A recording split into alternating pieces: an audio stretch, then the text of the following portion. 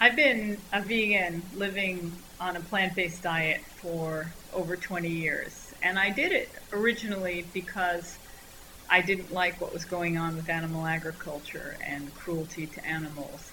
And then I learned that it was also better for the environment because animal agriculture is so devastating. It uses up a lot of resources, pollutes the water and the air, degrades the soil, and now we're realizing that it's one of the significant contributors to global warming.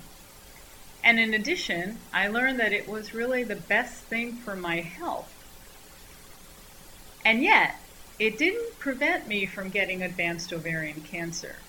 But during my treatment, I stepped up my diet a notch and really focused on the foods that I knew would boost my immune system. And now so many people want information from me. They want to know, how was it that I got well? And so I decided to create Responsible Eating and Living because there is so much information that people need. And it's not difficult. It's easy. It's simple. It's fun. It's delicious. And I want people to know that they can feel great and they can get over some challenging health issues. There are so many things that simple whole plant-based foods can really make a difference with. I think healthy eating is really simple, but it gets really confusing when we hear things from the government, when we listen to different commercials that are specifically marketed to get us interested in eating particular foods that may or may not be very good for us. The USDA recently came out with the new food plate, which replaces the food pyramid. And I think it's still very confusing about what we're supposed to be eating from the information on that plate. First of all, I don't think anyone needs to consume dairy. That's right, no dairy. A lot of people find it hard to believe that there are people that don't eat any dairy products, that don't eat cheese and butter and milk. But we really don't need dairy products to live a healthy life. In fact, dairy is linked to many, many health problems: breast, prostate, and ovarian cancers.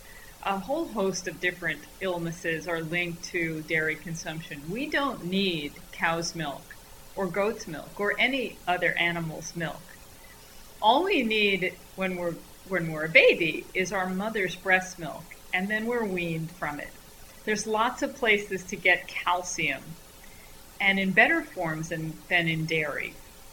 Dark leafy green vegetables, for example, are a great place for calcium. I always like to compare where some of those big, muscly animals that are vegetarian, where they get their food from. Think about elephants and rhinoceros and hippopotamus and gorillas. They're all big and strong and muscly. And what are they eating? Green. Lots of leaves, green leaves. And that's really where we can get a lot of our protein, a lot of our calcium, a lot of some of the best nutrition from dark green vegetables. The plate concept is also confusing because there's this protein section.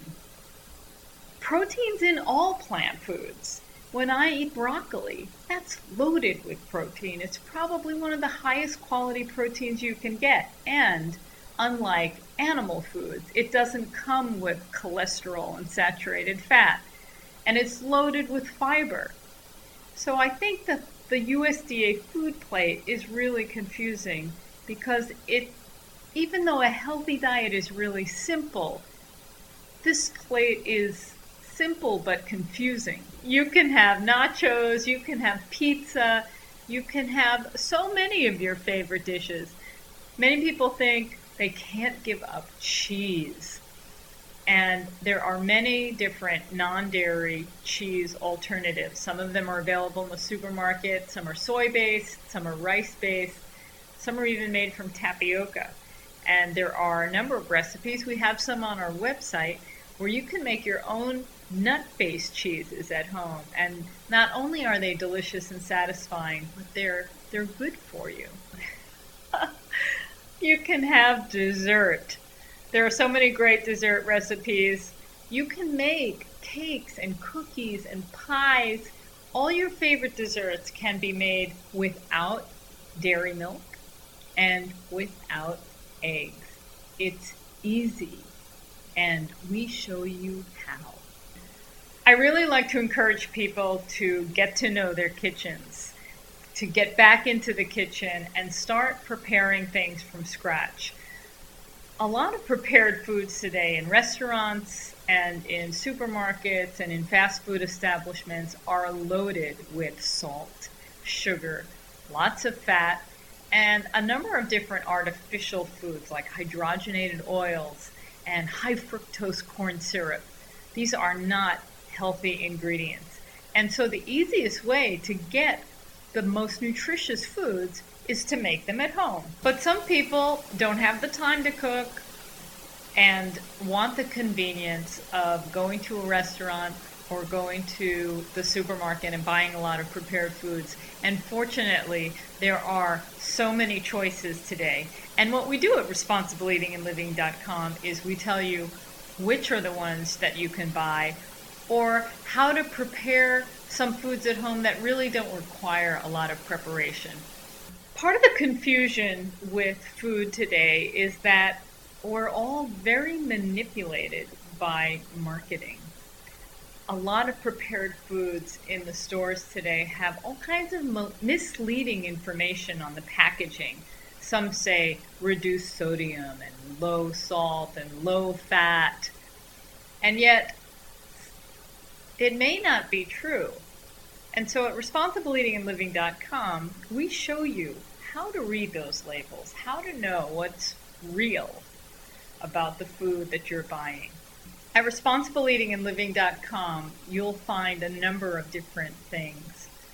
We have radio podcasts. I do 2 shows a week. One's called It's All About Food, where I interview doctors, nutritionists, chefs, athletes, activists, authors. And then the Sunday evening show, Ask a Vegan. I really like this show, and this is your opportunity. This is your opportunity to call in with questions, email in questions, and we really talk about answering those simple questions that you have, those complicated questions, how to do it, how to eat more plant foods, how to deal with your family, how to deal with it in the work environment. All the real questions. I'm for real. Are you for real? Join me at ResponsibleEatingAndLiving.com.